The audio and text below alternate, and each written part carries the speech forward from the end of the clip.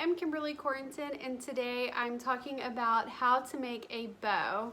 I am the co-chair for our Ashford Park Mailbox Brigade for Children's Health Care of Atlanta.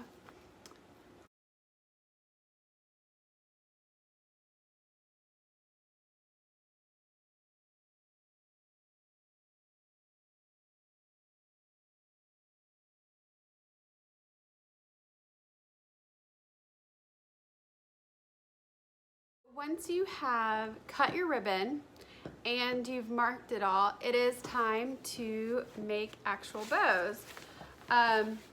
One of the things you need to keep in mind is don't use scissors that are your favorite scissors, because cutting wire will dull the scissor blade. So you can either use wire cutters or regular scissors. Somebody asked me, how long does the wire need to be? And I just kind of say about arm's length, so maybe 30 inches. I think more is better because I've seen some large mailboxes and it's ideal to have more than not enough. So you'll go ahead, have someone at your bow party pre-cutting wire, so that way when you're already marked out your ribbon, you're ready to go. The first tick mark should be 18 inches in. So here's the first tick mark on this one. And then the next tick mark is 12 inches, and that's right here. It doesn't matter which end you start on when you start making your bow. So just pick an end and we'll get started. Find your first mark, pinch it, find your next mark, pinch it, and you're gonna make an ear or a loop. I call it ears. So once you have your first loop, you're gonna twist it so that now your ribbon is facing, the wrong side is facing out. Then you're gonna find your next mark. It's right here. Some people ask, should the marks be on the wrong side of the ribbon, or is it okay if it's on the right side, the pretty side? And I say, it doesn't matter. Probably better that it's on the pretty side of the ribbon because it'll make it easier to make your bows and your loops so you're not searching for it. Nobody's gonna see it once the bow is officially and finally made and twisted out. So once you make your bottom loop, you'll have a loop on top and a loop on bottom. You're gonna twist it again. And now you have the right side, the pretty side of the ribbon facing out.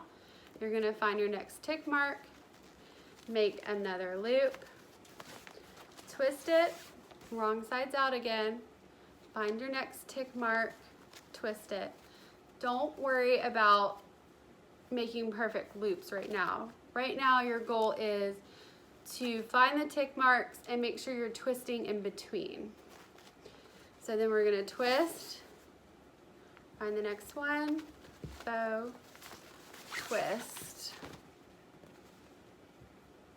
Find your next tick mark, there it is. Twist, next one, twist, twist. Kind of straighten it out as you go. Sometimes that will help you keep a good grip on it, because you do need to keep a good grip for when it comes to the end. Twist, pinch, twist again,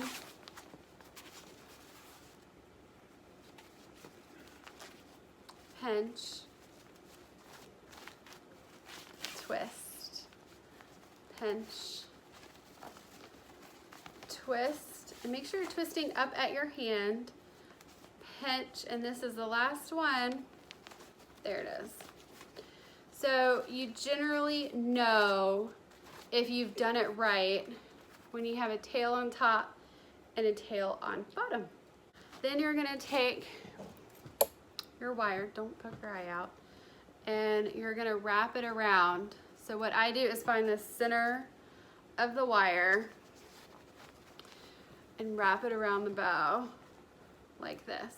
And now make sure it is all the way around and it's somewhat the center. Oh, actually that's pretty good.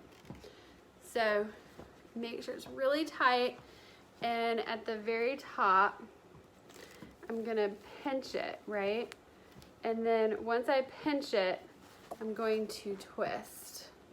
Some people say you need to wrap it multiple times. Some people need to tie it in a knot. In my opinion, it really is about getting it tight up here, pinching it at the bottom down here, and then twist, twist, twist. 3 or 4 times is good. And that's it. So now you have your bow. I typically don't fix it until I get to the mailbox because in Ashford Park, we shove these in trash bags and we label each trash bag with how many is in it. So it's easy access on decorating day. You know, if you need 10, the bag's marked 10, you can take 10 out, or you can just take the whole bag. Our bags are usually somewhere between 20 and 25. And so it's gonna be smushed anyways. But once you get to the mailbox, you're going to kind of fluff it up. And I just bring my hands into the center of each one, like this.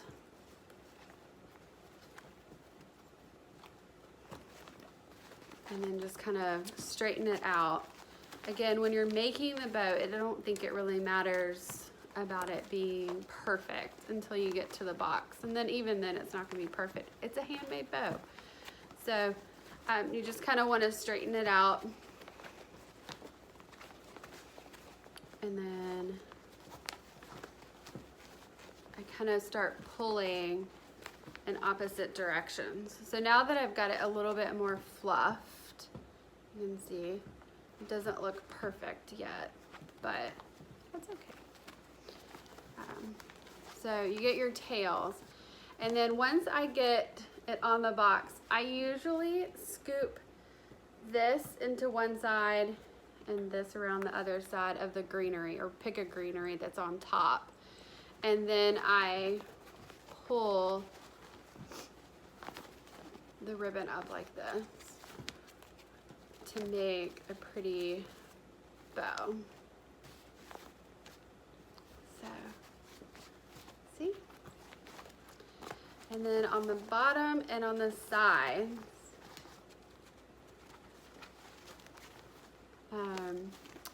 these little tails, I like to kind of cascade down the mailbox. You can kind of bend it. So the ribbon you use does need to have wire on the side for good support. Otherwise it's gonna kind of flop down. But anyway, so that's how to make a bow. Good luck.